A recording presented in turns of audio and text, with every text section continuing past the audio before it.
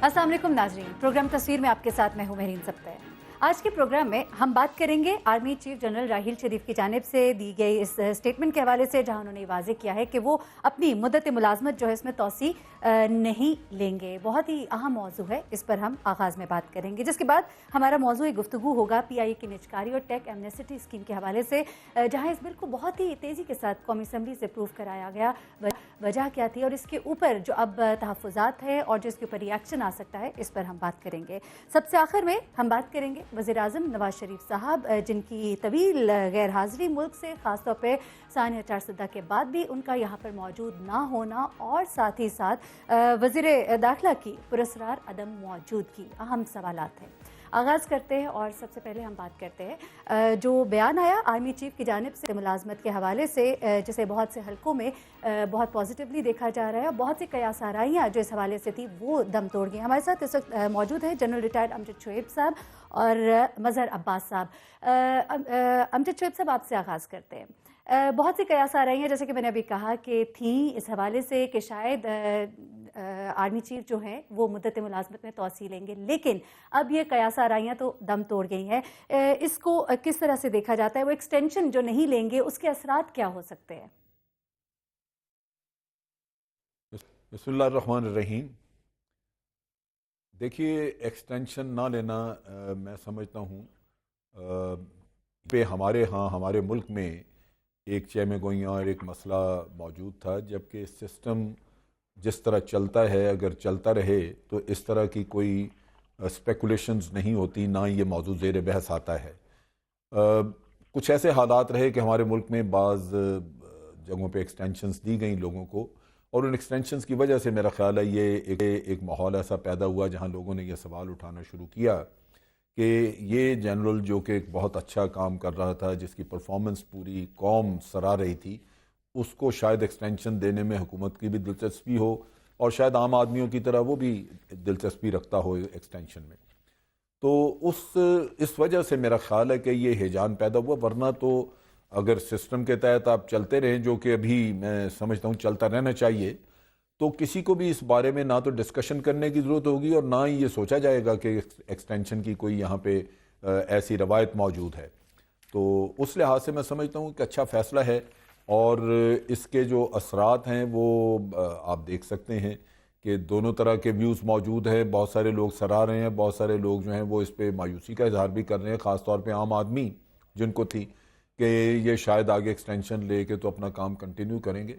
लेकिन मेरा अपना अंदाजा है आपकी तरफ वापस आएंगे और आपसे ये जरूर जानेंगे कि इसके असरात क्या हो सकते हैं। हमारे साथ इस वक्त मज़हर अब्बास साहब भी मौजूद है। मज़हर अब्बास साहब, अभी अमजद शोएब साहब ने कहा कि कोई ऐसी रवायत तो नहीं मौजूद, लेकिन जैसे हम कियानी साहब को देखते हैं, उन्होंने भी एक्सटेंशन ली, परवेज़ मुशर्रफ साहब उन्होंने भी एक्सटेंशन ली, और इस वक्त मुशर्रफ साहब के आर्मी चीफ के हवाले से भी ये कहा जा रहा था कि वो एक्सटेंशन ले सकते हैं। तो ये रवायत जो है, इसको आप इस पर क्या कहेंगे? ये तो ज़रूर कमेंट कीजिएगा। लेकिन जिस तरह अभी साबिक सदर जो है परवेज़ मुशर्रफ साहब, उनका जो एक बयान आया था, उन्होंने कहा कि अगर वो एक्सटेंशन नहीं लेते तो अभी जो काम अच्छे इस वक्त जारी हैं उन पर बड़े बुरे असरात पड़ेंगे। तो इन दोनों बातों को कमेंट कीजिएगा।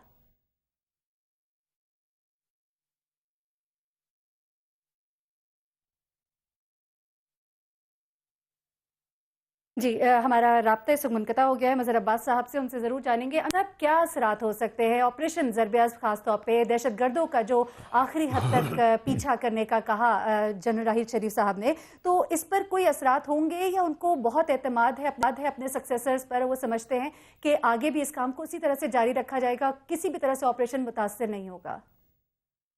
मेरा अपना अंदाज़ा है कि ऑपरेशन मुतासर नहीं होगा।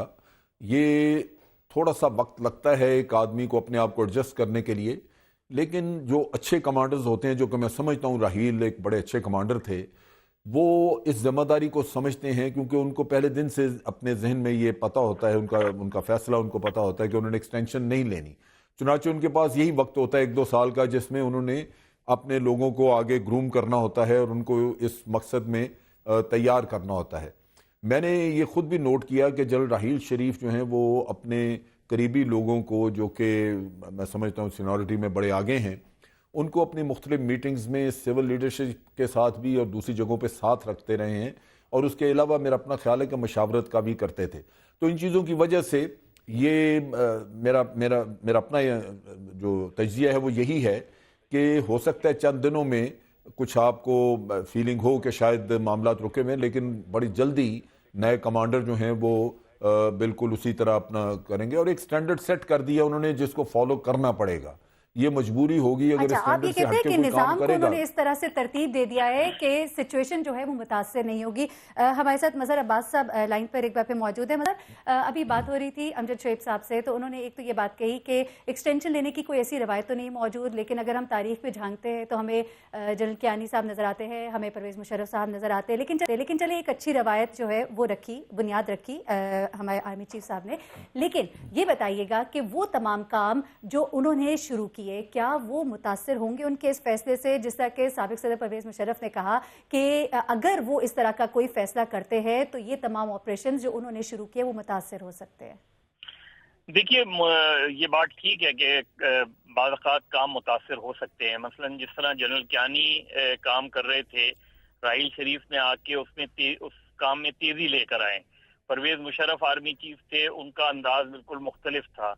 تو جو آرمی چیفز ہوتے ہیں، کیونکہ آرمی کے اندر چیف جو ہوتا ہے وہ بہت آل آؤٹ ہوتا ہے، وہ اس کا فیصلہ جو ہے وہ اٹل ہوتا ہے.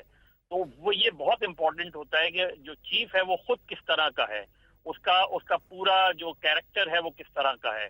تو ہم نے دیکھا ہے کہ انڈیویجولز ڈو میٹرز، انڈیویجول جو ہے وہ بہت میٹر کرتے ہیں.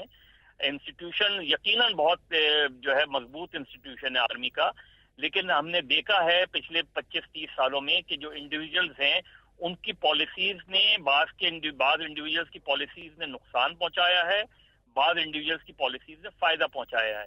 لیکن جنرل راحیل شریف کا اصل ایڈوانٹیج یہ تھا کہ انہوں نے اپنی ایک ٹیم بہت اچھی بنائی.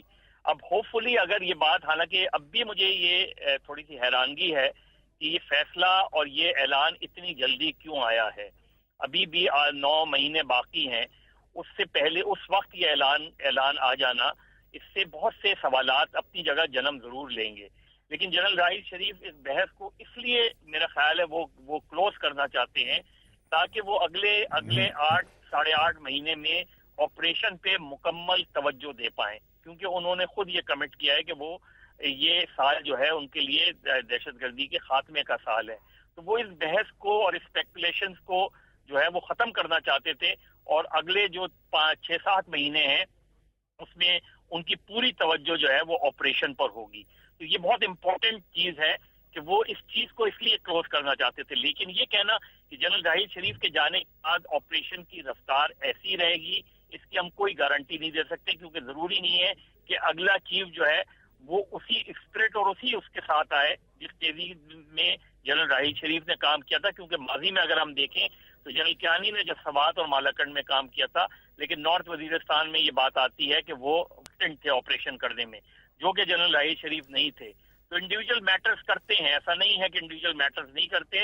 اور ضرور جنرل راحیل شریف کی امیج جو ہے وہ بہت اوپر گئی ہے اس فیصلے کے بعد، اس اعلان کے بعد، اس لیے کہ انہوں نے پولیٹکس میں بھی اپنے آپ کو دور رکھا. حالانکہ دھرنے کے وقت جو ہے خود نواز شریف نے ان سے کہا تھا کہ آپ آئیں، آپ اس سچویشن سے نکالیں، لیکن انہوں نے خان اور ڈاکٹر طاہر القادری کو صاف کہہ دیا تھا کہ وہ وزیر اعظم کے استعفے کا مطالبہ نہیں کریں گے. تو انہوں نے اپنے آپ کو پالیٹکس سے کافی حد تک دور رکھا. ٹھیک ہے، صحیح ہے. مظہر عباس صاحب، آپ نے یہ کہا، یقیناً سوشل میڈیا پہ بھی اس وقت ہم دیکھ رہے ہیں کافی اسٹیچر جو ہے جنرل راحیل شریف صاحب کا ایک بار پھر مزید بلند ہوا ہے. امجد شعیب صاحب، ابھی مظہر عباس صاحب نے کہا کہ یہ وقت جو چنا گیا کیونکہ ابھی کافی وقت موجود تھا، اس ٹائم پر یہ اعلان کرنا کوئی خاص وجہ اس کی ہو سکتی ہے؟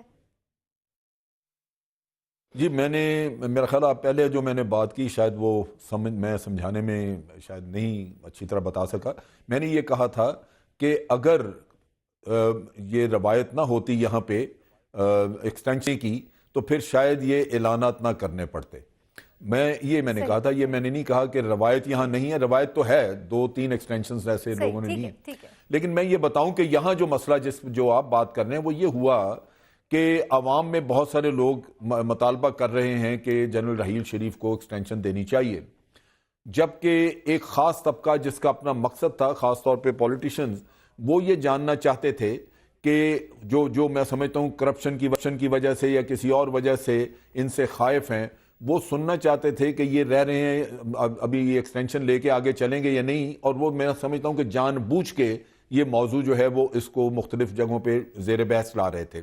پھر ایک وہ بھی گروپ تھا جو حکومت کے آج اس حکومت کے خلاف ہے، انہوں نے یہ کہنا شروع کر دیا کہ جنرل رحیل شریف جو ہے وہ کمپرومائز ہو گئے ہیں، اور دیکھیے کس طرح پرائم منسٹر کے ساتھ ہر وقت ہوتے ہیں، اور موسٹ پروبلی اس وجہ سے یہ کمپرومائز ہوئے ہیں کہ شاید ایکسٹینشن لینا چاہتے ہیں۔ تو میں سمجھتا ہوں کہ یہ ان کی اپنی عزت نفس کے لیے درست نہیں تھا، اس لیے مجبوراً انہوں نے یہ چیز پہلے سے اعلان کر دیا تاکہ لوگوں میں یہ چیمیں گوئیاں اور سپیکولیشنز ختم ہو جائیں، کیونکہ وہ جو کام کر رہے تھے وہ میرا خیال ہے اپنی نیک نیتی سے ملک کے مفاد میں کر رہے تھے، مختلف لوگ اس کو مختلف پہلو سے دیکھ رہے تھے اور ان کے اوپر مختلف کمنٹس پاس کیے جا رہے تھے۔ چلے ٹھیک ہے۔ مظہر عباس صاحب، یہ جو چمگوئیاں اس قدر پھیل رہی تھیں کہ آرمی چیف ایکسٹینشن لینا چاہتے ہیں، یہاں تک خبریں آنا شروع ہو گئی تھی کہ شاید سائن بھی کر دیے گئے ہیں اس ڈاکیومنٹ کے اوپر، تو کون لوگ تھے جو یہ پھیلا رہے تھے؟ کیا ان کے کوئی خاص مقاصد تھے، کچھ عزائم تھے، اور یقیناً وہ عزائم جو ہیں اب وہ فیلئر کی طرف چلے گئے، فیل ہو گئے، ناکام ہو گئے؟ دیکھیے، کانسپریسی تھیوریز پاکستان میں بہت زیادہ جو ہے چلتی ہیں، اور ہم انجوائے بھی کرتے ہیں کانسپریسی تھیوریز کو، تو یہ اسی طرح کی چیزیں تھیں، دو طرح کی باتیں ہوتی ہیں۔ لیکن کوئی خاص مقاصد تھے اس کے؟ مقاصد دیکھیے، بنیادی طور پہ مقاصد جو ہے وہ دونوں طرح، آپ اس میں سیاسی مقاصد بھی ہو سکتے ہیں، سیاسی مقاصد میں شاید یہ بھی ہو سکتا ہے کہ اسپیکولیشن یہ بھی ہو سکتی ہے کہ شاید یہ جو رولنگ پارٹی ہے اس کی طرف سے یہ فلر چھوڑا گیا ہو، اور وہ دیکھنا چاہ رہے ہوں کہ کیا رد عمل آتا ہے، کیونکہ آپ کو یاد ہے جب جنرل کیانی کی ایکسٹینشن ہوئی تھی تو نواز شریف نے یہ بات کی تھی کہ وہ بنیادی طور پہ ایکسٹینشن کے خلاف ہیں کسی بھی چیف کی، تو وہ یہ اس وقت کی بات ہے۔ لیکن جو پچھلے 1-1.5 سال میں ہم نے خاص طور پہ 2014 کے بعد جب آرمی پبلک اسکول کا واقعہ ہوا، ہم نے دیکھا کہ فوج اور جو ہمارے سویلین ادارے ہیں وہ آلموسٹ ایک پیج پہ بعض ایشوز پہ آ گئے تھے، خاص طور پہ اس جنگ کے حوالے سے۔ مظہر عباس صاحب، یہ بھی ہم کہہ سکتے ہیں کہ کرپشن کے حوالے سے جو اقدامات تھے ان کو نیوٹرلائز کرنا بھی ایک مقصد ہو سکتا ہے، اس طرح کی جو قیاس آرائیاں تھیں ان کی وجہ؟ دیکھیں، اگر جو آپریشن، اگر اپنے جس مقاصد کے لیے آپریشن شروع کیا گیا تھا، اگر وہ مقاصد آگے بڑھائے جاتے ہیں اور ہم دیکھتے ہیں کہ وہ مقاصد اسی طرح آگے بڑھیں گے جس طرح جنرل راحیل شریف نے اپنے دور میں، اور ابھی بھی ظاہر ہے ان کا ٹینیور ابھی رہ گیا ہے، اس میں رکھیں، اگر اس میں کہیں کمی آتی ہے اس کے اندر تو یقیناً یہ بات اپنی جگہ رہے گی کہ شاید کچھ عناصر ایسے ہیں جو چاہتے ہیں کہ جنرل راحیل شریف جس انداز میں آپریشن کر رہے ہیں اس انداز میں آپریشن کو سبوٹاج کیا جائے، چاہے وہ خاص طور پہ جو ٹیرر فائنینسنگ کے حوالے سے ہے، منی لانڈرنگ کے حوالے سے ہے، جس میں بہت سے سیاستدانوں کے نام آئے ہیں، بعض پالیسیز ایسی ہیں جس کی وجہ سے جو ہے بہت سے سیاستدان یہ فیل کر رہے ہیں کہ آئندہ انتخابات سے پہلے شاید ان کے لیے مشکلات زیادہ کھڑی ہو جائیں، وہ اس کے پیچھے ہو سکتے ہیں۔ لیکن ابھی بھی یہ کیونکہ حکومت کی طرف سے کوئی اس چیف کے بیان پر کوئی رد عمل نہیں آیا ہے، اور مجھے لگتا بھی نہیں کہ شاید حکومت، لیکن سیاسی حلقوں میں اسے بہت پازیٹیولی دیکھا جا رہا ہے، اور جنرل راحیل شریف نے ایک نئی روایت یقیناً جو ہے، ابھی بھی آپ اس امکان کو رد نہیں کر سکتے کہ نواز شریف ہو سکتا ہے کہ کسی اسٹیج پہ جنرل راحیل شریف سے درخواست کر سکتے ہیں ان کی 1 سال کی ایک ٹینیور کی ایکسٹینشن کی، اس کو بھی ابھی ہم رولڈ آؤٹ نہیں کر سکتے۔ چلے ٹھیک، اس بات کو رول آؤٹ تو نہیں کیا جا سکتا، لیکن یقیناً ایک نئی روایت رکھی ہے اور اسے تمام حلقوں میں ایک اچھی نظر سے دیکھا جا رہا ہے۔ جنرل ریٹائرڈ امجد شعیب صاحب، آپ کا، مظہر عباس صاحب، آپ کا، آپ دونوں کے تجزیے کا بہت شکریہ۔ یہاں پر ہم بریک لیں گے اور بریک سے ہم واپس آئیں گے تو ہم بات کریں گے کہ حکومت نے اپوزیشن جماعتوں کے تمام تر احتجاج، تمام تر ان کے اعتراضات، ان کے تمام تر تحفظات کے باوجود جو 2 بلز بڑی ہی عجلت میں، بہت ہی جلدی قومی اسمبلی میں اپروو کیے گئے، کیا ماجرا ہے، کیا معاملہ ہے اور اس پر کیا ریاکشن آ سکتا ہے، یہ جاننے کا ایک بریک بعد۔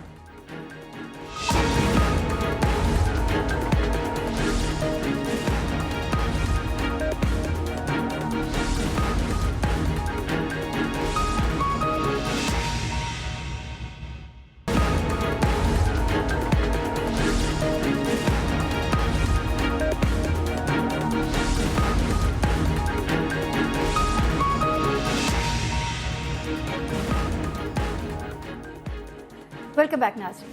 حکومت نے بہت ہی عجلت میں، بہت ہی جلدی میں تمام تر احتجاج، تمام تر اعتراضات اپوزیشن کے سنے بغیر بہت جلدی PIA निचकारी और टैक्स एमनेस्टी स्कीम जो है इसे कौमी असेंबली से मंजूर करा लिया।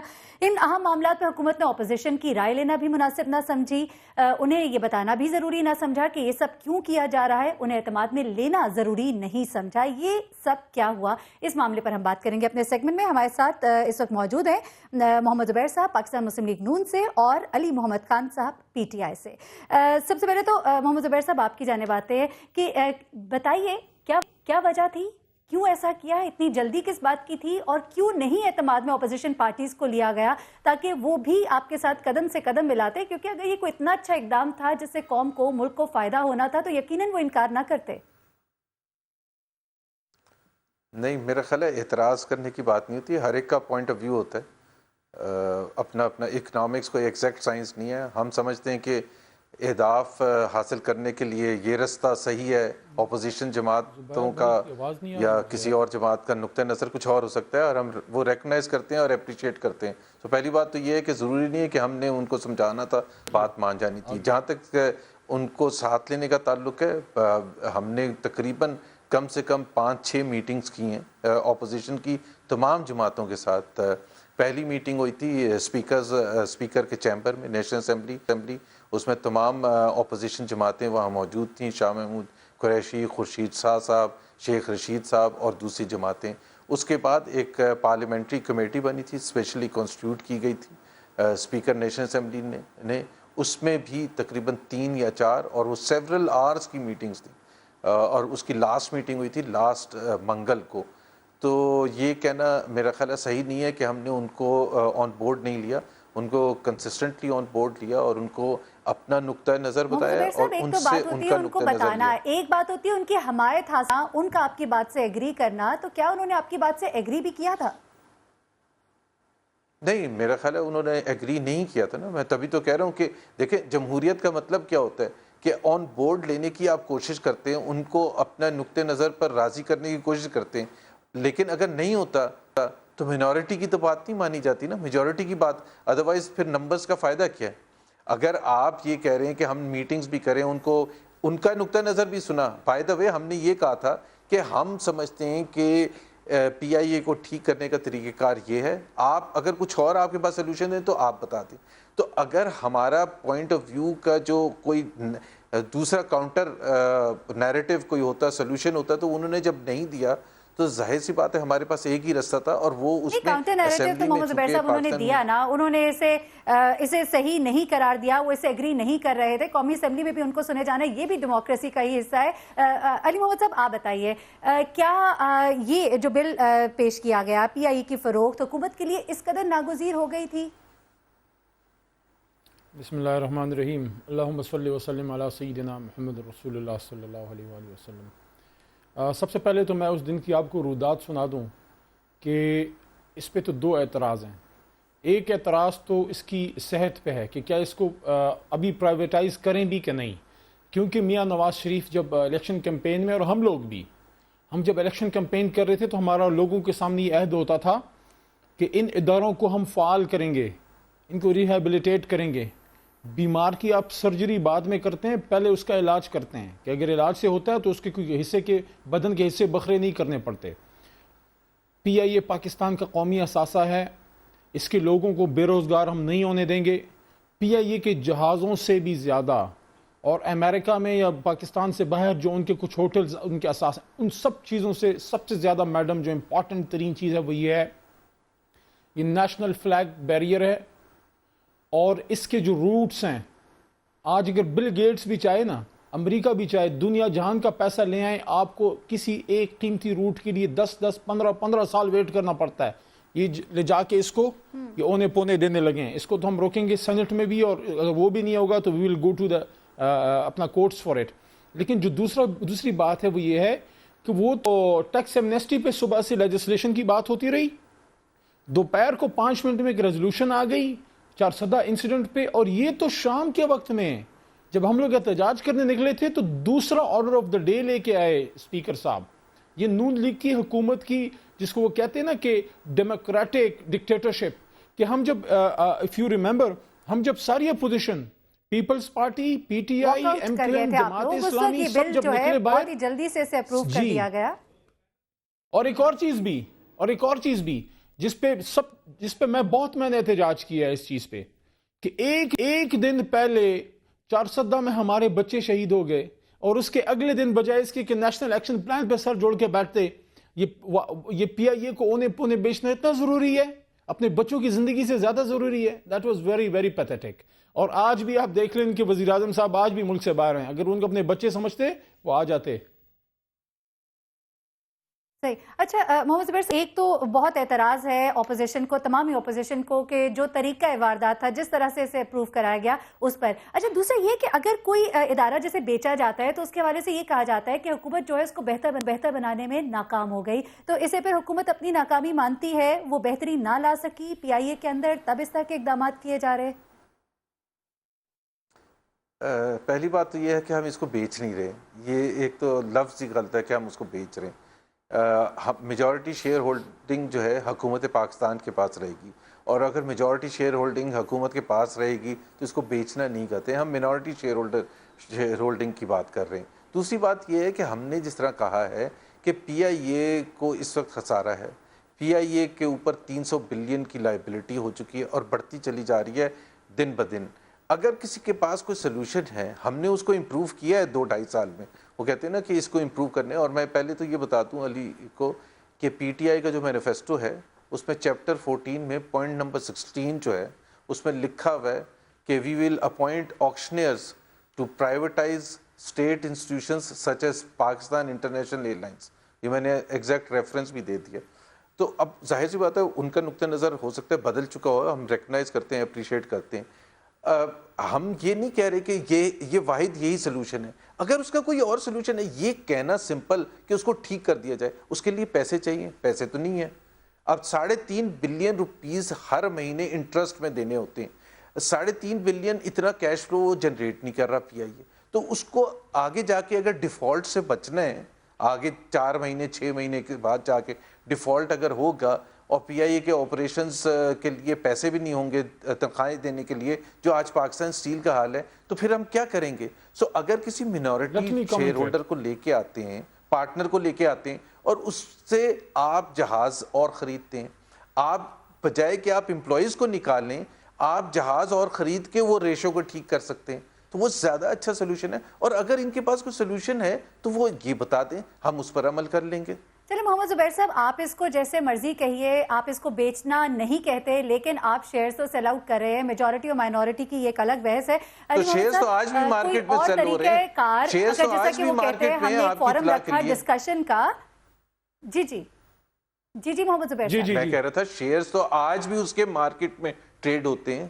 تو شیئرز کوئی نئی بات تو نہیں ہے اس کے ٹریڈ ہونا, تو آج بھی مارکیٹ میں ٹریڈ ہوتے ہیں. کب اعتراض کیا تھا کسی نے کہ مارکیٹ میں کیوں ٹریڈ ہوتے ہیں؟ آپ کے ظاہر سی بات ہے جو یہ اقدام لیا گیا, یہ کسی مقصد کے تحت لیا گیا, کچھ بہتری لانا شاید آپ کی جانب سے مقصود تھی, جس کو کہ بہتری آپ کی اپوزیشن کنسیڈر نہیں کرتی. علی محمد خان صاحب سے بات کر لیتے ہیں. علی صاحب, وہ کہتے ہیں کہ ایک فورم ہم نے رکھا, ہم نے ڈسکشن کی, ہم نے آپ کو شامل گفتگو کیا, آپ کے تحفظات سنے, لیکن پھر ہم نے وہ کر دیا جو کہ کیا جانا چاہیے تھا. تو آپ لوگوں نے کوئی رائے ایسی نہیں دی جو دونوں جانب سے جو ہے ایکسیپٹیبل ہوتی, کچھ ایسا ہو جاتا کہ اس طرح بھی نہ ہوتا اور اس طرح ہو جاتا جو بہتر ہوتا؟ دیکھیں, پہلی بات یہ ہے کہ میاں نواز شریف نے جب یہ بات کی تھی نا کہ اس کو ہم پرائیویٹائز کرنے جا رہے ہیں, ہمیں یہ لالی پاپ نہ دیں, یہ بہت بڑا دھوکہ کرنے جا رہے ہیں. ریگولیشن رائٹس یہ ان کو دیں گے, یہ ریگولیشن رائٹس اپنے پاس نہیں رکھیں گے. ایسا پی ٹی سی ایل میں بھی ہوا تھا, اور آج دیکھیں پی ٹی سی ایل میں پاکستان کی گورنمنٹ کدھر بیٹھی ہے. ویسے تو ان سے حکومت بھی نہیں چل رہی, تو پھر حکومت کو بھی دے دیں ادھر ٹھیکے پہ کسی کو, کیونکہ وہ تو ملک میں ہوتے ہی نہیں ہیں. ان کو ہی دے دیں جو ان کے بہت زیادہ عزیز ہیں دل کے, ان کو دے دیں. اسٹیل مل والے جندال بھائی کو دیکھیں. آپ نے میاں نواز شریف نے فرمایا کہ یہاں پہ پیپلز پارٹی والوں نے میرٹ کا ستیہ ناش کر کے ہزاروں لوگوں کو بھرتی کر دی ہے, اس لیے ہم ان کو پرائیویٹائز کرنے جا رہے ہیں. لیکن ساتھ میں یہ بھی فرماتے ہیں اب کہ کسی کو نوکری سے نہیں نکالا جائے گا. تو یہ تو آپ کی اپنی بات میں کانٹرڈکشن ہے. اور اس کے ساتھ یہ پی آئی اے ہمارا فخر ہے, یہ پی آئی اے وہ ادارہ ہے جس نے آپ کو کیتھے پیسیفک اور قطر اور ایمریٹس جو ہیں ایئر لائنز وہ بنا کے دی ہیں. اگر آپ کے اپنے کاروبار جو ہیں فلرش کر سکتے ہیں, آپ کی اپنی اسٹیل ملیں فلرش کر سکتی ہیں. نون لیگ میں کتنے لوگ میں گنواؤں آپ کو جن کی اپنی اسٹیل ملیں ہیں, اگر آپ کے اپنے ذاتی کاروبار فلرش کر سکتے ہیں تو پاکستان کا کیوں آپ نے جو ٹھیکہ لے رکھا ہے کہ پاکستان کا ہر چیز کا اپنے بٹا بٹھانا ہے؟ دیکھیں آپ ڈکٹیٹرشپ کی بات کرتے ہیں. ایک اور بل جو کیا گیا تھا ایوان میں اس دن، اور وہ تھا ٹیکس ایمنسٹی اسکیم جو تھی، اس حوالے سے بھی ذرا بات کرتے ہیں. محمد زبیر صاحب، پہلے تو اگر یہ بتا دیں کہ یہ ہے کیا، کیونکہ اس کے اوپر بہت سی باتیں کی جا رہی ہیں. کالے دھن کو سفید کرنے کی بات کی جاتی ہے. یہ کہا جاتا ہے کہ 50 ملین رقم کو ڈکلیئر کیے بغیر جو ہے، اسے بتائے بغیر کہاں سے وہ آئی، کیسے وہ آئی، 1% اس پہ ٹیکس دینے کے بعد اس کو اگر ہم اس طرح سے ڈکلیئر کر سکتے ہیں تو یہ تو ان لوگوں کے ساتھ زیادتی ہے جو مسلسل ٹیکس دیتے آ رہے ہیں سال ہر سال. وہ لوگ تو بیوقوف بن رہے ہیں. یہ ہے کیا اسکیم؟ ذرا اس کے بارے میں پہلے تھوڑا سا کلیئر کر دیں. جی بالکل میں کلیئر کر دیتا ہوں. ایک تو یہ ایمنیسٹی اسکیم نہیں، ایمنیسٹی اسکیم میں اور اس میں بہت بیسک سا فرق ہے. ایمنیسٹی اسکیم جو آتی رہی ہیں اس میں ایک تو کوئی لمٹ نہیں ہوتی تھی اور کوئی آگے فیوچرسٹک ایکشن نہیں ہوتا تھا. مثال کے طور پر اس میں یہ ہوتا تھا کہ اگر آپ نے اپنے کالا دھن کو سفید کرنا ہے تو آپ کر لیں، اور اگر نہیں کرنا تو نہ کریں. یہ نہیں تھا کہ جو نہیں کرے گا اس کے لیے پینلٹی کیا ہوئے گی، اور جو کر لے گا اس کے لیے آگے جا کے کیا ہوگا. تو اس لیے یہ 4 سال کا منصوبہ ہے. ایک تو یہ ہے کہ جو اس میں شامل نہیں ہوگا وہ پنش اس کو کیا جائے گا، جس طرح نن فائلرز کے لیے ہم لے کے آئے تھے کہ نن فائلر اگر آپ رہیں گے تو آپ کو ہر چیز میں زیادہ ٹیکس دینا پڑے گا. چاہے آپ چیک نکلوانے کی بات کریں، چاہے آپ پلین کا ٹکٹ لینے جائیں گے، چاہے آپ زمین خریدیں گے، تو وہ آپ کے لیے آپشن کم سے کم ہوگا. دوسری چیز یہ ہے کہ جو صرف یہ نہیں ہے کہ وہ وائٹ کر لے گا، وہ کاروبار اپنا لگائے گا اور اس کو فرسٹ یا 3 ٹائمز اپنا کاروبار، چاہے وہ کرے 3 ٹائمز یا نہیں.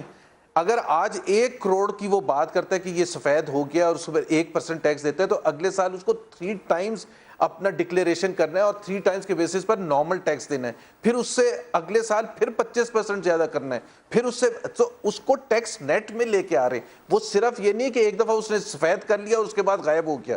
سو اٹس اے بیسک فرق ہے. اور یہ ایک سب سے بڑی ہماری کمیونٹی تھی، 25-30 لاکھ لوگ ہیں، ٹریڈرز ہیں، چھوٹے ٹریڈرز ہیں جو ٹیکس نیٹ میں تھے نہیں ہمارے. اور اس کے لیے ہم نے ایک پہلی کوشش جو کی تھی نن فائلرز کا، جو جون میں ہم لے کے آئے تھے بجٹ میں، وہ جب ایک ورک نہیں کیا تو اس میں ایک جو کمیٹی بنائی گئی جس میں پرائیویٹ سیکٹر کے 20 لوگ شامل ہیں، ہوز ہو اس میں شامل ہے، جتنے بڑے بڑے چارٹرڈ اکاؤنٹنٹس ہیں، ان کے ساتھ مل کے یہ تجویز آئی ہے. اگر وہی ہم کہتے ہیں کہ کوئی اور آپ کے پاس تجویز ہے ان کو ٹیکس نیٹ لانے کے لیے تو وہ ہمیں بتا دیں.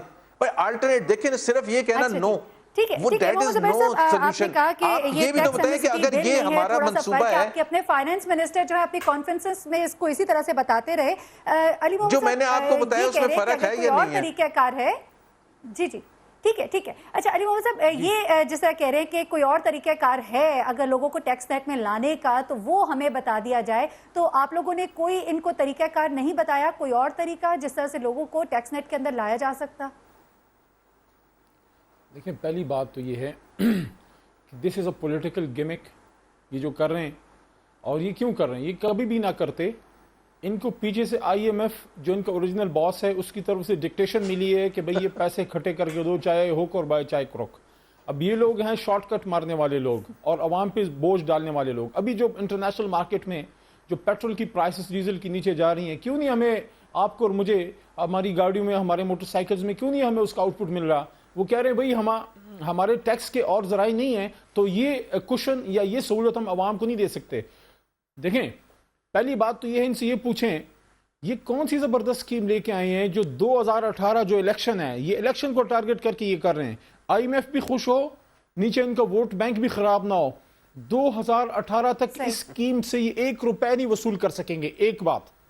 دوسری بات یہ ہے، اس بات کی کیا گارنٹی ہے کہ 2018 بلکہ 2019 میں جب یہ میچور ہو جائے تو وہ لوگ جو اس میں اس کا ایڈوانٹیج لے رہے ہیں کہ 3-4 سال ان کو چھوٹ مل جائے گی ٹیکس نہ دینے کی.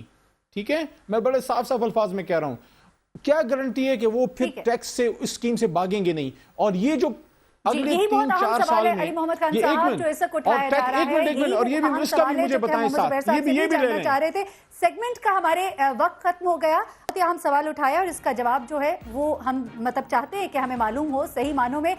علی محمد خان صاحب آپ کا بہت شکریہ۔ محمد زبیر صاحب آپ ہمارے ساتھ ہی رہیے گا کیونکہ بریک کے بعد ہم نے آپ سے جاننا ہے کہ وزیر اعظم نواز شریف صاحب کہاں پر ہے، وزیر داخلہ صاحب کہاں پر ہیں۔ اس قدر اہم واقعہ ملک میں پیش آیا باچا خان یونیورسٹی کے حوالے سے، لیکن ہمیں کوئی نمائندہ مسلم لیگ نون کی جانب سے وہاں پر نظر نہیں آیا، یہ کیا وجہ ہے؟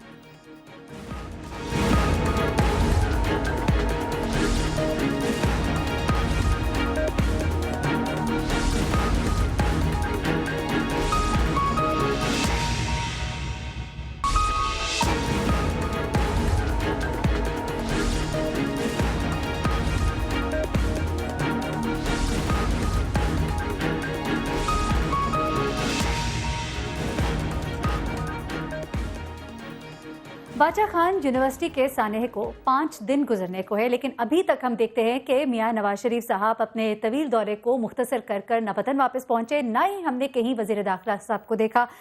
وہ تمام وفاقی وزراء جو ہمیں بہت نظر آتے ہیں ایسے واقعات پر، ایسے جگہوں پر وہ جاتے ہیں، پہنچتے ہیں، لیکن ہم نے دیکھا کہ ان کے صرف سرسری بیانات جو ہیں وہی سامنے آتے ہیں۔ کیا وجہ ہے اس کی؟ کیوں اس طرح سے ہو رہا ہے؟ خاص طور پہ آج جب وزیر اعظم نواز شریف صاحب نے ثانیہ 4 ملک کے امن و امان کے حوالے سے ایک اعلیٰ سطح کا اجلاس طلب کیا تھا، وہ بھی اس لیے کینسل ہو گیا کیونکہ وہ وطن واپس نہیں پہنچ سکے۔ یہ تمام تر ماجرا کیا ہے جاننے کے لیے ہمارے ساتھ اس وقت موجود ہے انفارمیشن منسٹر پرویز رشید صاحب اور ساتھ ہی ساتھ سابق انفارمیشن منسٹر قمرزمان قاہرہ صاحب۔ پرویز رشید صاحب، پہلے تو آپ سے ہم جاننا چاہیں گے کہ وزیر اعظم نواز شریف صاحب اس قدر اہم موقع پر ملک میں موجود کیوں نہیں ہے، ابھی تک کیوں نہیں آئے، اور جو آج ایک اہم سطح کا جو اجلاس ہونا تھا وہ بھی نہیں ہو پایا؟ کیا مصروفیات یا کیا پرائیورٹیز کچھ اور ہیں؟ آپ نے جو بیانیہ دیا ہے پہلے اسے درست کر لیجئے۔ جس دن یہ حادثہ رونما ہوا تھا، پرائم منسٹر صاحب اس وقت بھی رابطے میں تھے، اور سر میں نے کہا کہ وہ رابطے میں تھے، معذرت کے ساتھ میں نے کہا کہ وہ رابطے میں رہے، لیکن وہاں پر ان کا موجود ہونا، یہاں پر ان کا موجود ہونا وہ بہت اہمیت رکھتا ہے۔ کیا آپ اس بات سے نہیں اقرار کرتے؟ اگر گفتگو سے پہلے ہم گفتگو کا طریقہ کار جو ہے پھر اس کو طے کر لیتے ہیں کہ کیا مجھے بات مکمل کرنے دی جائے گی یا میری بات کو آدھا سن کے ہی ٹوک دیا جائے گا۔ پرویز رشید صاحب آپ بات کیجئے، اب ہم آپ کو انٹرپٹ نہیں کرتے۔ جی شکریہ بہت بہت۔ نہ صرف وہ رابطے میں تھے بلکہ جو ہدایات اور جو ذمہ داریاں وزیر اعظم صاحب کو پوری کرنی چاہیے وہ پوری کر رہے تھے، اور جو آپ نے یہ فرمایا کہ جن وزراء کو آپ بہت دیکھتے ہیں وہ بھی اس وقت نظر نہیں آئے، تو اسی دن جب یہ حادثہ رونما ابھی ہو رہا تھا اور ابھی وہاں سے جو آپریشن تھا اس کو کرنے والی تمام فورسز بھی وہیں پر موجود تھیں، اسی وقت پرائم منسٹر صاحب کے حکم پر ہمارے قادر بلوچ صاحب، میں خود، بلیغ الرحمان صاحب وہ بھی وزیر ہیں داخلہ کے، اور سردار یوسف صاحب جو مذہبی امور کے وزیر ہیں اور جن کا خیبر پختونخوا سے منتخب رکن اسمبلی بھی ہیں، ہم چاروں کو پرائم منسٹر صاحب کے حکم پر وہاں ہم حاضر ہوئے تھے۔ ہم نے یونیورسٹی میں ہی قیام کیا تھا، اور یونیورسٹی کے وائس چانسلر سے، ان کے اساتذہ سے، لا انفورسنگ ایجنسی سے، سب سے ہم نے ملاقات بھی کی، حالات واقعات کی تفصیل بھی معلوم کی، اظہار ہمدردی، اظہار افسوس بھی کیا، فاتحہ بھی پڑھا، اور یہ پرائم منسٹر صاحب کے حکم پر ہی کیا گیا تھا۔ اب اگلی بات جو میں آپ کی خدمت میں عرض کرنا چاہتا ہوں کہ ہم ایک بیماری میں مبتلا ہیں جسے دہشت گردی کی بیماری کہتی ہے۔ یہ جو واقعات ہوتے ہیں یہ اس بیماری کی علامتیں ہیں۔ ان علامتوں کے خلاف بھی ضرب عضب پرائم منسٹر نواز شریف صاحب ہی کے انیشیٹو پر شروع کی گئی۔ دہشت گردوں کے خلاف جو ایکشن ہوئے وہ بھی پرائم منسٹر صاحب ہی کے ہدایت پر اور ان کی پالیسی کے تحت شروع کیے گئے، اور جہاں پرائم منسٹر موجود تھے وہاں پہ بھی اس حادثے کے جو چارسدہ میں ہوا، رشید صاحب معذرت کے ساتھ قطع کلامی کے لیے معذرت، وزیر داخلہ صاحب کدھر ہے؟ میں اگر آپ پہلے میری یہ بات پوری ہو جائے گی تو پھر میں وزیر داخلہ کا بھی بتاؤں گا۔ یہ آپ نے سوال کیا ہوا ہے سر، کیونکہ وقت بڑا محدود ہے، مختصر سا اگر آپ سیگمنٹ ہے کے پاس وقت نہیں ہے تو پھر آپ اس پروگرام کو نہ کیجیے، لیکن اگر آپ پروگرام کریں گے تو صرف یہ نہیں ہوگا کہ آپ اپنے بیانیے میں الزامات کی ایک فہرست جاری کر دیں سنی سنائی باتوں پر، جس طرح یہ بات سنی سنائی بات ہے کہ آج پرائم منسٹر صاحب نے کوئی اجلاس بلایا ہوا تھا۔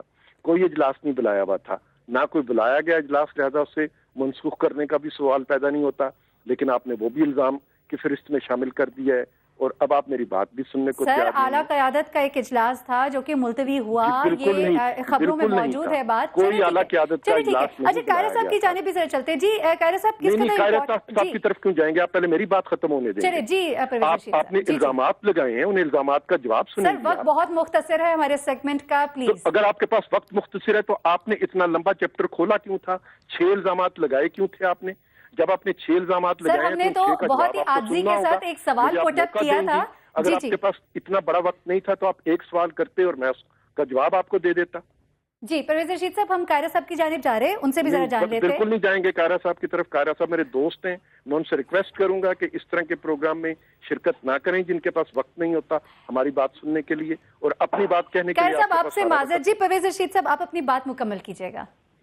जी मैं ये अर्ज कर रहा हूँ कि प्राइम मिनिस्टर साहब जहाँ पे मौजूद थे वहाँ पे अफगानिस्तान के सदर भी वहाँ पे मौजूद थे और आपको मालूम है कि इस हादसे के नतीजे में बहुत से इशारे, बहुत सी उंगलियां जो हैं वो अफगानिस्तान की तरफ भी उठी हैं और प्राइम मिनिस्टर साहब ने इस पे अफगानिस्तान के सदर से मुलाकात भी की, उस पर उन्होंने गुफ्तगू भी की और ये एक अच्छा मौका था वहाँ पे कि जो अफगानिस्तान की तरफ से हमारे तहफ़्फ़ुज़ात हैं हम उनको उनके साथ बयान कर सकें, क्योंकि हमने बीमारी की अलामतों को ये एड्रेस नहीं चलिए, करना है, ठीक। हमने इस पूरी बीमारी को एड्रेस करना है चलिए, और उस ठीक। पूरी बीमारी को एड्रेस करने के लिए प्राइम मिनिस्टर साहब को राब्तों के लिए इस तरह के मौक़ों से पूरा फायदा उठाना ठीक है चाहिए। परवेज़ रशीद और साहब, उन्होंने आपका उसका बहुत पूरा शुक्रिया। फायदा सेगमेंट का वक्त हमारे खत्म हो गया। कमर कायरा साहब, आप इस पे कोई जल्दी से अगर कमेंट करना चाहेंगे बहुत ही माजरत के साथ, क्योंकि वक्त सेगमेंट का खत्म हो गया। बिल्कुल, परवेज रशीद साहब ने काफी बात कह दी, शुक्रिया। चलिए ठीक, हमारे सेगमेंट का वक्त भी खत्म हो गया। नाजरीन, हमारा एक सवाल था जो कि पूरी आवाम जानना चाहती है, कौम जानना चाहती है कि एक ऐसे वक्त में हमारे वज़ीर आज़म साहब कहाँ पर हैं, वज़ीर दाखिला साहब कहाँ पर हैं, क्या कोई नाराज़गी चल रही है, जो कि इस हवाले से इत्तलात आ रही थी वज़ीर दाखिला साहब, उनके हवाले से ये भी कहा जा रहा है कि शायद वो अब चारसदा जाएंगे और बादशाह खान यूनिवर्सिटी का दौरा भी करेंगे। हमारा सवाल जो है, इसका जवाब जो है, इसमें तशनगी ज़रूर रह गई, लेकिन प्रोग्राम का वक्त जो कि ख़त्म हो गया। इंशाल्लाह कल आपसे दोबारा मुलाकात होगी। अपना बहुत ख्याल रखिएगा, अपनी दुआ में हमें भी याद रखिएगा। अल्लाह हाफ़िज़।